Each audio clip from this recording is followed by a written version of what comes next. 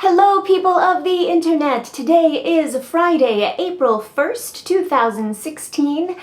It is April Fool's Day. No, I don't have any April Fool's jokes planned. I have trust issues, so... It is, however, time for talking about what you're talking about.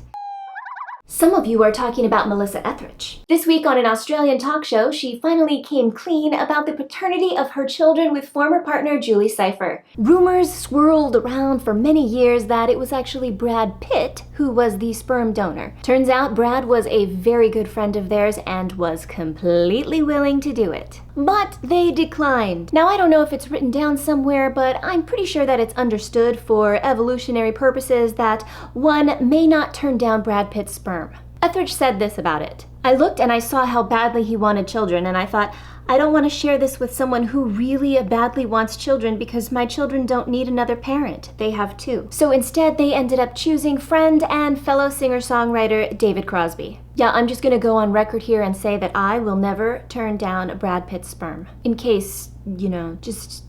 Moving on. Here I go again. Rolling Stone just wrote an article about an I Love 90s tour. Yes, you heard me. 90s, R&B, and hip-hop stars are coming together for a tour. Salt-N-Pepa and Vanilla Ice are headlining with other acts like Kid and Play, Coolio, Color Me Bad, and Tone Loc. Put your parachute pants on. The tour kicks off this month and runs through October.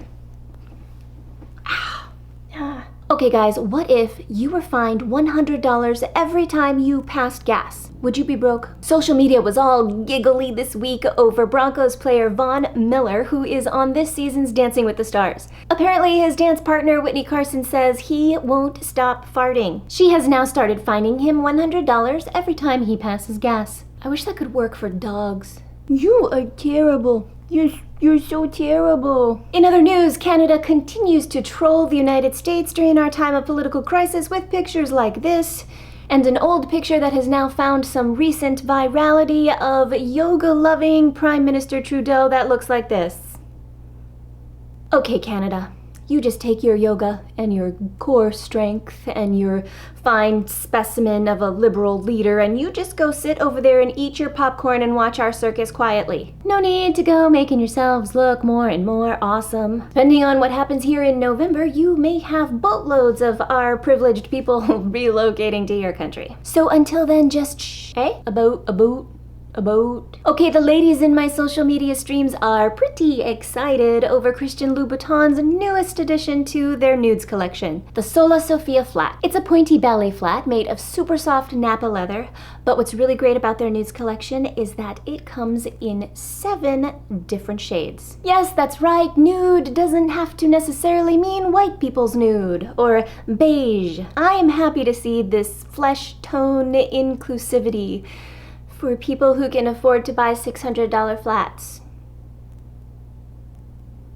Next up on America's Freakin' Scary, a company has created a product called Ideal Conceal. No, it is not under eye makeup. It is a gun that looks like a cell phone. The creator says he developed this gun to avoid those really awkward situations where people just won't stop staring at you once they see that you're carrying a gun. Okay, given the staggering number of gun-related deaths in this country, I am finding it a little bit hard to give a flying crap about his awkward feelings. If people choose to legally and responsibly own a gun, why can't it just look like a gun? Disguising a gun to look like something else allows for too much sneakiness. Nobody needs to play 007 here. And we all know that children just never want to play with smartphones.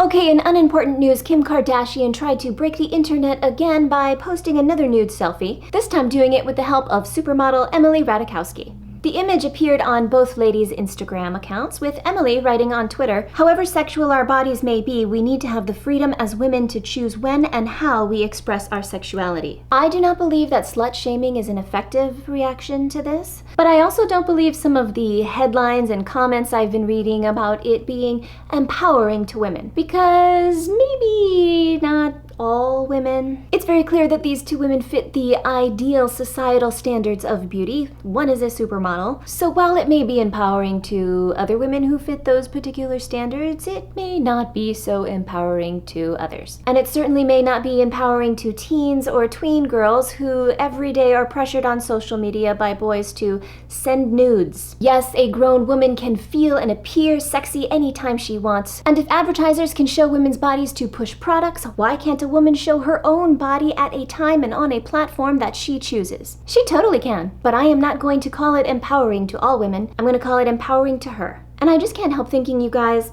okay, imagine with me for a second here. Wouldn't it be amazing if a woman actually did break the internet without using her body? Whoa. All right, you guys, that's it for this week. Go forth and be fantastic. If you don't want to miss the next episode of Talking About What You're Talking About, don't forget to subscribe to my channel, Jenni ChiuTube. Until then, I will see ya. Bye.